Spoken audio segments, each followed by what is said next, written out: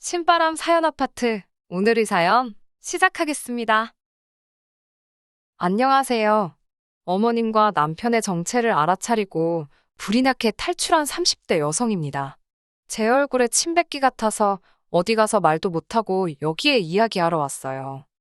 3년 연애 끝에 결혼한 남편과 저는 같은 대학을 졸업한 동문입니다. 학교를 다니는 동안 특별히 친하게 지낸 건 아니지만요.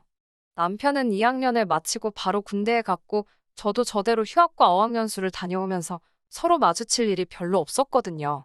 그나마 같은 전공에 같은 동아리 활동을 했다 보니 연락이 끊어지지는 않는 정도였네요. 졸업 후에는 종종 서로 안부를 묻고 지냈습니다. 하지만 아무래도 딱히 이야깃거리가 없다 보니 대화라고 부를 수준은 못 되었네요. 그러다 남편이 제가 다니는 회사 근처로 이직을 해오면서 갑자기 연락의 빈도수가 잦아졌습니다. 주로 맛집에 대한 이야기였지만요. 그러다 언젠가 남편이 기가 막힌 맥주집을 발견했다며 자기가 살 테니 나오라고 하더라고요. 사실 맥주는 핑계 같았지만 저도 남편이 어떻게 변했을지 궁금하기도 했고 왠지 설레던걸요. 그리고 그날을 계기로 저희는 빠르게 가까워졌습니다. 얼마 지나지 않아 결혼을 전제로 사귀는 사이가 되었고 1년의 교제 끝에 결혼까지 하게 되었으니까요. 정말이지 사람 일이란 건 예상할 수가 없는 것 같네요. 대학교부터 지금까지 10년이 넘는 세월이었고 저에 대해서 누구보다 잘 아는 사람이 남편이고 남편에 대해서 누구보다 잘 아는 사람이 저라고 생각했습니다. 그렇기에 저와 남편이 만들어갈 결혼 생활에 누구보다 자신이 있었습니다. 우리는 평생 행복하게 백년해로 할 수 있을 거라고요. 하지만 결혼 생활이라는 건 둘만 가지고는 되는 일이 아니더라고요. 돌이켜 생각해보면 그 시작은 어머님이셨습니다. 저희 어머님은 직접 만나보시면 아시겠지만 보기엔 지극히 평범하신 분입니다. 어차피 제가 왜 이혼하게 되었는지 말씀드리려면 저희 시부모님에 대해서도 이야기를 해야 하니까 아예 시부모님과 시댁에 대해 먼저 말씀을 드릴게요. 남편이 말하기론 아버님께서는 평생 한 직장만 다니시다가 몇 년 전 퇴직을 하셨다고 했습니다. 다니시던 회사가 중견기업까진 아니어도 제법 큰 중소기업이었기에 처우가 나쁘지는 않았다고 해요. 하지만 세 자녀를 키우기엔 넉넉지는 않으셨고 그래서 남편이 학교를 다니던 시기에는 어머님께서 학습지 방문교사 일을 하셨다고 하더라고요. 아무튼 지금은 두 분 다 일하지 않고 계십니다. 생활은 자식들이 보내주는 용돈과 연금으로 충당하고 계시고요. 한편 저희 부모님께서는 원래 동네에서 작은 마트를 운영하셨습니다. 학생들을 상대로 하는 마트였기에 솔직히 큰 돈을 버신 건 아니었지만 저희 세 식구 먹고 사는데 부족함은 없었던 걸로 알아요. 그러다 제가 고등학교에 들어가던 시기에 사정이 달라졌습니다. 할아버지께서 돌아가시면서 저희 아버지 앞으로 작은 건물을 하나 남겨주셨거든요. 저희 아버지께선 전혀 모르고 있던 재산이라며 굉장히 놀라워하셨습니다. 할아버지께선 살아생전에 구멍난 양말은 물론이고 비닐봉지 하나 허투루 버리지 않으셨을 만큼 아끼며 사셨기에 아버지는 물론이고 저나 어머니도 지금까지 정말 감사하게 생각하고 있습니다. 아무튼 할아버지의 유산 덕분에 저희 집은 경제적으로 어느 정도 여유를 갖게 되었어요. 이후로 아버지께선 운영하시던 마트를 접으셨고 현재는 건물 관리 일을 하고 계십니다. 건물에서 나오는 세가 많지는 않지만 그래도 어머니와 아버지 두 분이서 쓸 건 쓰고 아낄 건 아끼며 사시기에 충분하다고 들었어요. 솔직히 제 재산이 아니다 보니 크게 관심을 두지 않아서 구체적인 내용은 저도 잘 모르겠네요. 이와 같이 남편과 제가 처한 상황이 조금 다르기는 했지만 그렇다고 해서 제가 남편보다 낫다, 남편이 저보다 부족하다 그런 생각은 하지 않았습니다. 말 그대로 시부모님 재산이고 친정부모님 재산이지 저희가 왈가왈부할 문제가 아니라고 여겼지요. 그저 저희 앞가림이나 잘하고 살자는 생각뿐이었지요. 돌이켜보면 상견례 자리에서부터 어머님이 보여주신 행동들은 상식적으로 이해가 되지 않았습니다. 시부모님이 생각보다 일찍 도착하셔서 먼저 룸에 들어가 계셨고 저희 부모님도 늦지 않게 도착을 하셨는데요. 저희 어머니가 룸에 딱 들어서자 여자분들은 아실 거예요. 뭐라고 해야 하나 사람을 위아래로 훑어보는 그 눈빛 있잖아요. 본능적으로 그럴 수도 있지요. 물론. 그런데 그게 아니라 정말 저희 어머니가 뭘 입고 뭘 걸쳤는지 꼼꼼히 확인하듯이 바라보시더니 그 가방이 참 예쁘다며 얼마 주고 샀냐고 물어보시는 거예요. 정말 안녕하세요. 다음에 나온 말이 가방 이야기였어요. 순간 저나 남편은 물론이고 어머님을 제외한 모두가 당황하고 말았지요. 저희 어머니께서 이걸 대답을 해야 하나 말아야 하나 싶으셨는지 이러지도 저러지도 못하고 어정쩡하게 웃고만 계셨기에 제가 너스레를 떨며 저희 아버지가 선물로 사주신 거라 어머니는 잘 모르실 거라고 대답했습니다. 어머님께서는 친정어머니의 가방에서 눈을 떼지 못하셨고 예단과 혼수 등의 이야기가 나왔을 땐 당신은 따로 바라는 건 없고 빼기는 하나 받았으면 좋겠다 하시더라고요. 속이 훤히 보이는 그 말씀에 황당하기도 하고 어이가 없기도 했지만 하지만 곧이어 집 이야기가 나오자 어머님께선 다 큰 자식들이 결혼하는데 부모가 해줄 게 뭐가 있겠냐입니다. 그러면서 당신은 3천만 원이 최대라고 하시더군요. 당시 남편이 모아둔 돈은 4천이었습니다. 아무리 제가 시댁 재산에 관심이 없다고 해도 그래도 3천만 원은 좀 야속하다 느껴졌어요.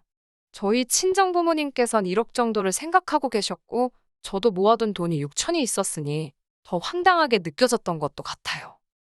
친정부모님께선 돈이란 게 원래 있다가도 없고 없다가도 있는 거니 크게 개의치 말라 하셨습니다.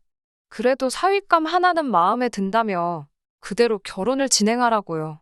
몇몇 친한 친구들이 기우는 결혼은 하는 게 아니라면서 저를 말렸지만 사람 마음이 그렇게 쉽게 단념이 되나요? 저 역시 친정부모님과 마찬가지로 돈 때문에 좋은 사람을 놓칠 수는 없다고 생각했네요. 그렇게 저희는 양가 어른들의 축복을 받으며 부부의 연을 맺었습니다. 제가 전셋집을 구하고 남편이 결혼식과 신혼여행 그리고 혼수에 들어가는 비용을 부담했습니다. 혹시나 남편이 미안해할까봐 제가 나서서 괜찮다고 신경 쓰지 말라고 했어요.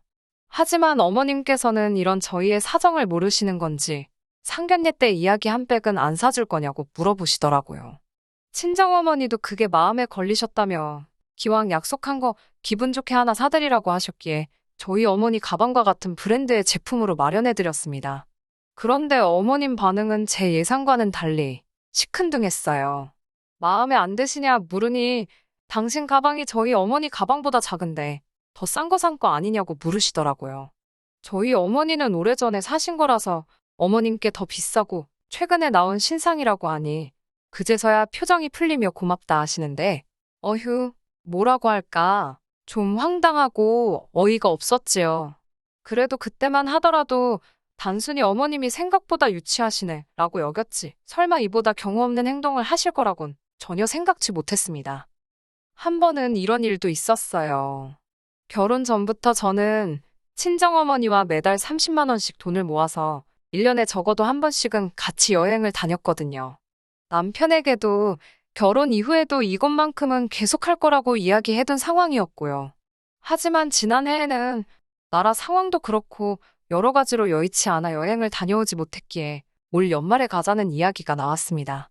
연말에는 여행 가는 사람이 많아 미리미리 준비를 해야겠다 생각하던 무렵에 어머님께서 연락을 해오셨습니다. 전화를 받았는데 어머님께선 한껏날이 선목소리로 다짜고짜 저더러 잘못한 일이 있지 않냐고 하시더군요. 하지만 아무리 쥐어짜내도 도통 떠오르는 일이 없었기에 제가 괜한 너스레를 떨며 잘 모르겠다고 이야기해달라고 부탁을 드렸지요. 그러자 어머님께선 넌 돈 좀 번다고 네 엄마만 챙기냐입니다. 당신도 좋은 데 가서 맛있는 거 먹고 놀러 다니는 거 좋아하신다고요. 그제서야 저랑 친정어머니가 여행을 가는 것 때문에 이렇게 심통이 나셨구나 싶더군요. 저는 어머님께 그럼 다음에는 같이 가자고 대신 어머님도 어머님 경비는 가져오셔야 한다고 혹시나 오해하실까 최대한 애교스럽게 말씀드렸습니다. 저희 엄마랑 저도 각자 경비를 내는 거라고도 덧붙였고요.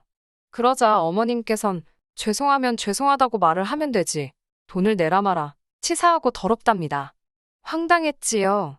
당황한 제가 통장이라도 보여드려야겠냐고 여쭤봤지만 어머님은 됐다고 저더러 정말 웃기네라 하셨어요. 돈 이야기가 나와서 말이지만 저는 따로 남편 월급에 관여하지 않았습니다. 예를 들어 남편이 생활비라고 한 달에 100만 원을 주면 저도 똑같이 100만 원을 보태서 200만 원으로 살림을 꾸렸어요. 나머지 돈은 어떻게 쓰던지 간섭하지 않았습니다. 일단 남편이 현명하게 쓸 건 쓰고 모을 거라는 믿음이 있었고, 사실 시댁이 친정보다 어려운 상황이었잖아요. 때로는 저와 상의하지 않고 시부모님을 챙겨드리고 싶을 수도 있을 거고요. 그럴 때 제 눈치라도 볼까봐 그러지 말라고 터치를 안 했습니다. 대신 남편도 제 월급에 대해서는 이러쿵저러쿵 말을 하지 않았지요. 어디 적어둔 건 아니어도 저희 둘 사이에 어떤 규칙 같은 거라고 적어도 저는 그렇게 생각했네요. 아무튼 그날 밤 남편에게 어머님께 경비 이야기를 했더니 믿질 않으시더라고. 억울하다고 하소연을 했어요. 남편의 반응은 솔직히 뜻밖이었습니다. 전적으로 제 편을 들어줄 거란 기대는 없었지만 제 탓을 할 줄은 몰랐네요. 어머님이 돈 이야기에 예민한 거 알면서 다음엔 모시고 간다 하고 한 50만 원이라도 일단 보내드렸으면 싫은 소리를 들었겠냐고 그러더군요. 아니, 모시고 갈 것도 아니고 50만 원을 드릴 생각도 없고 이유도 없었는데 왜 지키지도 못할 소리를 하라고 하는 건지 더 이야기해봤자 싸움만 나겠다 싶어서 제가 먼저 입을 다물었어요. 하지만 제가 결정적으로 남편과 이혼을 결심하게 된 건 어머님의 억지 때문이 아니라 남편이 반복적으로 보여준 실망적인 태도 때문이었습니다. 시부모님께서는 연락을 무척 중요하게 여기시는 분들이세요. 문자나 전화는 물론이고 한 달에 적어도 2번은 같이 식사를 했으면 하셨지요. 그나마 다행인 건 시댁과 친정도 그다지 멀지 않은 곳에 있었네요. 그래서 보통 시댁에 들렸다가 친정에도 들렸습니다. 시부모님과는 꼭 식사를 같이 했는데 가끔은 늦게까지 못 일어나게 하시는 날도 있어서 그럴 때면 친정부모님과는 얼굴만 보고 오고 그랬어요. 사실 시댁부터 들리게 된 것도 어머님의 억지 때문입니다. 저는 솔직히 한 번은 시댁 먼저, 한 번은 친정 먼저 그렇게 하는 게 공평하다고 생각했어요. 하지만 어머님께서 항상 입버릇처럼 하시는 말씀이 전화 한 통을 하더라도 시댁에 먼저 하고 이후에 친정에 하는 게 순서랍니다. 말이 나와서 말이지만 어머님이 하시는 말 한마디 한마디에 의미를 부여하기 시작하면 정말 속상하고 서운한 일이 많을 것 같아 결혼 초부터 솔직히 어느 정도 걸러듣고는 있었습니다. 아무튼 그뿐만이 아니라 어머님께서는 저희가 친정부모님과 만나면 어디에 가는지, 무엇을 먹는지, 몇 시간이나 같이 있었는지 그런 것들을 궁금해하셨습니다. 이 부분에 있어서는 어쩔 수 없이 나중엔 거짓말을 한 적도 있어요. 그도 그럴 것이 친정부모님과 외식을 하게 되면 항상 딸과 사위 몸보신 시켜주신다며 몸에 좋고 비싼 곳으로 저희를 데려가 주셨거든요. 한 번은 남편이 랍스터를 한 번도 안 먹어봤다고 해서 거길 갔었는데 그걸 알게 되신 어머님께선 좋은 걸 니들만 먹고 다니냐며 하도 서운타 하셔가지고 저희도 친정부모님이 사주셔서 먹은 거지 저희 돈으로 먹으라 했으면 아까워서 못 먹었을 텐데요. 아무튼 그래서 기껏 모시고 갔더니 맛대가리도 없다며 몇 입 드시곤 다 남기셨지요. 돈은 저희가 냈고요. 돈 이야기가 나오니까 할 이야기가 또 생각나네요. 친정부모님과 식사를 하러 가면 항상 계산을 친정부모님이 해주세요.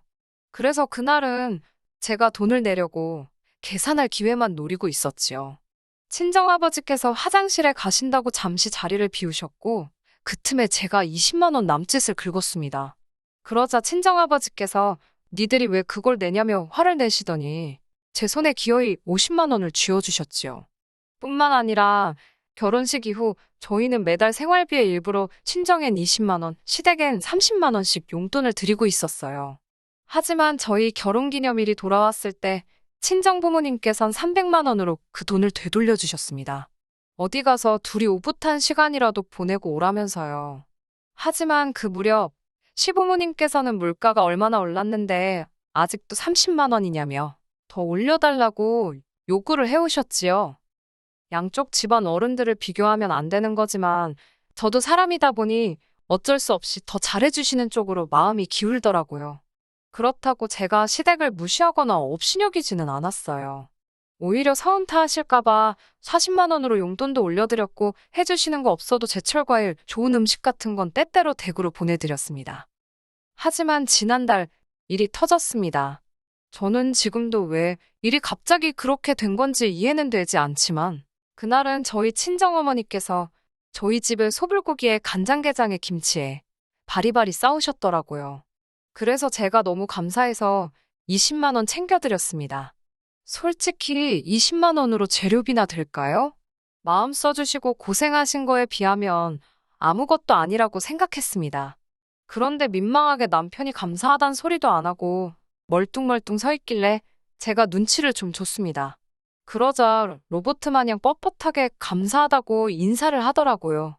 평소라면 넉살 좋고 살갑게 구는 인간이 왜 이러나 싶어서 황당하기도 하고 어이없기도 하고, 저희 어머니도 말씀으로는 볼 일이 있어서 가보신다 하며 서둘러 나가셨지만 제가 느끼기엔 사위 반응이 썰렁하니 민망해서 나가신 것 같았거든요.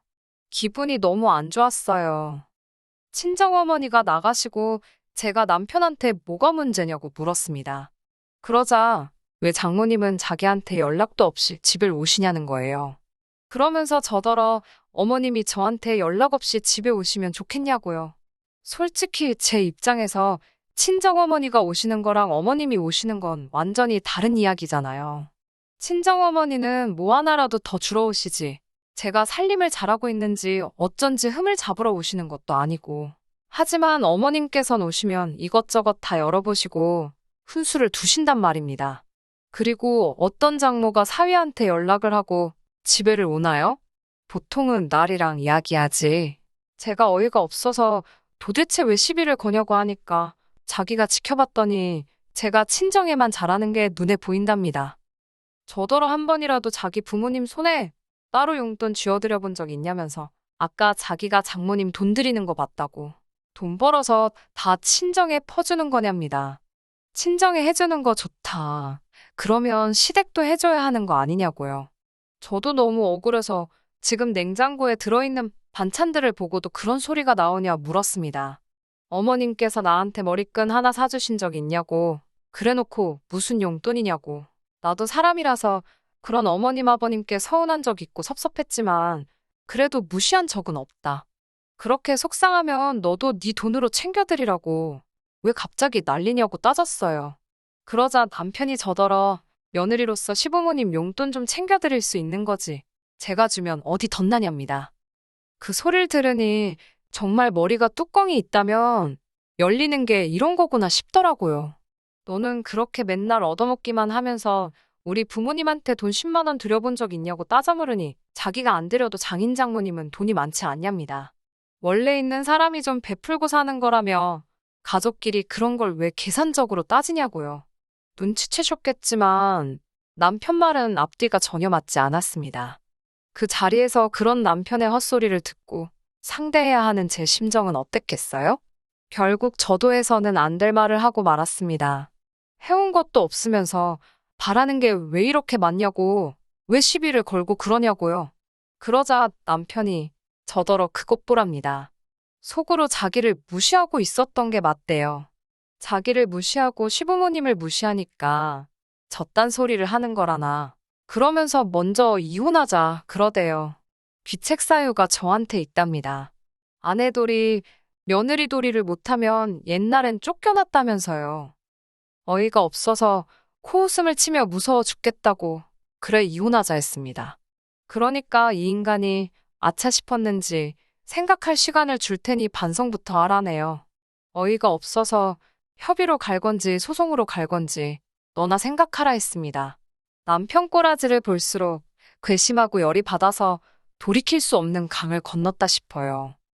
솔직히 남편이 싹싹 빌고 숙이고 들어오면 봐줄까 싶었는데 오히려 어머님 아버님까지 어떻게 장인 장모가 사위를 어려워하질 않냐며 다 들었다고 가만 못 넘어간다고 난리 부르스를 추셔서 어디 한번 해보고 싶으면 해보라고 말하고 저도 변호사 찾아가서 이혼소송 준비했네요.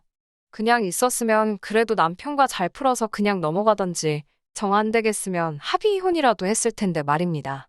제가 돈이 뭐가 아쉬웠겠어요? 변호사 비용으로 얼마가 들던 그 집구석의 위자료만 뜯어낼 수 있게 해달라고 했습니다. 돈으로 아쉬운 건 그 집이니까요. 돈 벌자고 하는 게 아니라 이혼당하고 위자료도 뱉어내고 기분 더러우라고 한 거예요. 그렇게 안 해도 되었을 자식 이혼까지 시키고 안 내도 되었을 위자료까지 뱉어내게 만들었습니다. 위자료 얼마 나오지는 않았지만 마지막까지 한 방 먹여주고 나왔다는데 의의를 두려고요. 아내한테 며느리돌이 운운하면서 사실은 자식돌이 대리효도를 강요한 대가가 이 정도일 줄은 생각도 못했을 거예요. 적당히 챙겨주고 그냥 넘어가 줄 때 끝냈어야지. 다른 건 몰라도 이렇게 탈출하게 돼서 속 하나만큼은 정말 후련하네요. 끝까지 들어주셔서 감사합니다. 오늘의 사연은 여기까지입니다. 구독과 좋아요, 알람 설정 부탁드리고 더 좋은 사연으로 다시 찾아뵙겠습니다. 감사합니다.